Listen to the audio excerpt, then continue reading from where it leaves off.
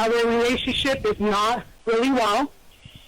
And at this point, we are going to set up a trial. They denied the county bonding study. They denied our private bonding study.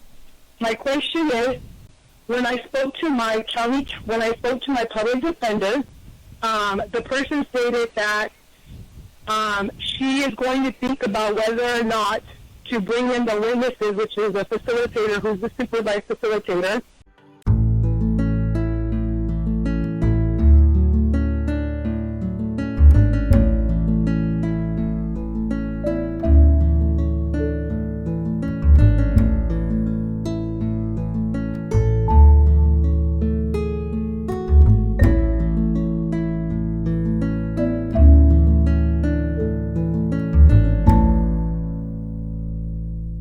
We're going to take one more call, and it's Felice. I'm not sure where you're from. Felice, are you there? Yes, I am. I'm from California, from Northern California. Hi. Awesome. Hi. Do you have a question to ask or a story to tell us? I do. My story is really long, but I'm just going to go directly to the question. So I wanted to ask Mr. Davis, currently we are at the end of our road here in NorCal, and the Court of Appeal denied our writ of petition for the termination of reunification services. We've been fighting for 4.5 years, and our contested hearing is on February 3rd, so we can set it for a contested trial for termination of parental rights. The children are adoptable. They are with my maternal uncle and his wife. Our relationship is not really well. And at this point, we are going to set up a trial. They denied the county bonding study. They denied our private bonding study. My question is, when I spoke to my public defender, the person stated that she is going to think about whether or not to bring in the witnesses, which is a facilitator who's the supervised facilitator, and the transporter who has seen my children happy and also crying, having some attachment issues. So my question is, isn't it her job to advocate for me and bring these witnesses in to establish a record so when I do appeal? And my second question is that when can I actually file a civil lawsuit against the county? And do I have a right to file a civil rights lawsuit against them based on the fact that they believe that I'm the non-offending parent and they are using medical documentation to basically say that I hurt my daughter, but I never admitted to that, and there were never no criminal charges. So basically, they want me to confess to something I didn't do in order for them to give me back my children. And they won't give the children back to my husband because they state that he's in denial because he didn't throw me under the bus, basically. How old are the children? How old are the children? When they removed my first daughter, she was 8 months. And they took the second child after she was born 2 days, based on the Welfare Institution Code Subdivision J. Okay, how old are they now? 5, 4, and 5? No, one is 3 and one is 4. Okay. So who has the children right now? My maternal uncle and his wife. And you don't get along with them right now? Right now, they put a string. The county has put a string on our relationship. And I don't know if I should ask my attorney for a post-adoption agreement because they're saying they don't want one. Yeah, you don't have to take it, but even if they did take it, it's not enforceable. So here's what you got to do. First of all, try to mend the fences with the aunt and uncle because they don't have to adopt. They can get legal guardianship, and that means in the future you could get the children back. I said they don't want that. Okay, so they want adoption. Correct. They're pushing it. Okay. You know, sometimes people push adoption for financial reasons. And in a lot of cases, people that adopt think that they're going to get adoptions assistance, the money, until these kids turn 18.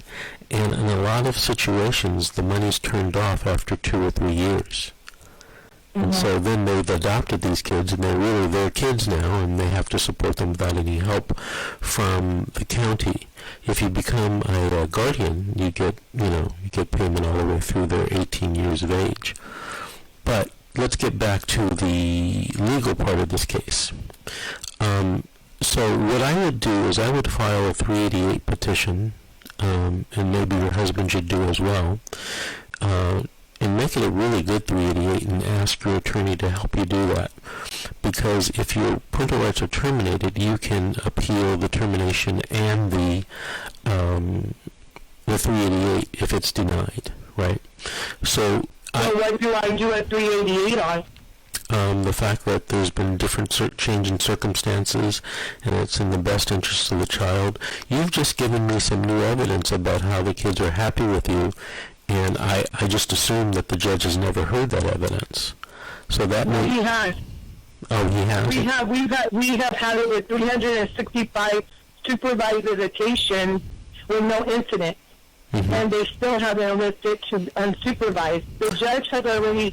He's basically in the pocket of CPS. All of them are. What was the injury to the child that caused the children to be taken from you? They're accusing us of abusive head trauma, chicken baby syndrome. Chicken baby. The child abuse specialist from Kaiser.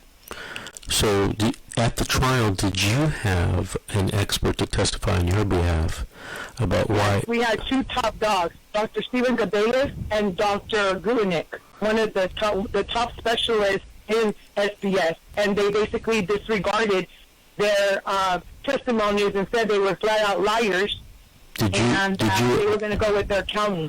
Did you appeal this decision? We did. We appealed it in every case. We won our first appeal under the fact that they did a bypass and that they did not give us a case plan to reunify. Right. And we won after a year and a half. And then on September 10th is when the judge TRS'd us, and that's when the appeal just came back 2 weeks ago that the Court of Appeal did a writ of petition stating that they denied the writ in regards to the Joyce case, saying that there was no merit, that the case was not meritorious. It was not a merit. 3 minutes. I don't know if I'm saying that correctly because I'm going to school now to become a juvenile dependency attorney. Okay, good. You're really in a tough space legally right now, tough spot.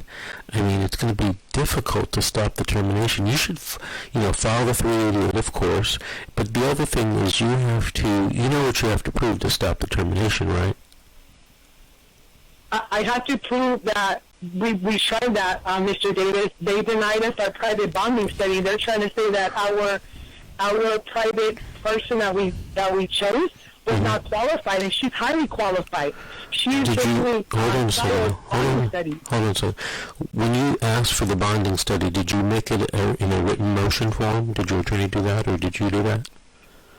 Yes or no? Let me tell you why. Because okay, hold on. No, you don't have to tell me. Okay, you don't have to tell me why. Let me tell you what you have to do. You have to make that motion for a bonding study now and attach the resumes or the CVs, the curriculum vitae of the person who's going to do the bonding study. And we did give them the curriculum vitae, and the judge said he even looked it up, and he's like, what is this person going to tell me in 4 hours after the children have already been in the custody of the family for 4 years? They're not going to be able to tell me anything. I'm going to deny it. That may be a very good way to issue on appeal if your rights are terminated. But if I were you, I would try it again in written form. The other thing that I would do is tell you is that you can try to, it's difficult, but you can try to prove the relationship between you and your children such that it would be detrimental to them to terminate your parental rights.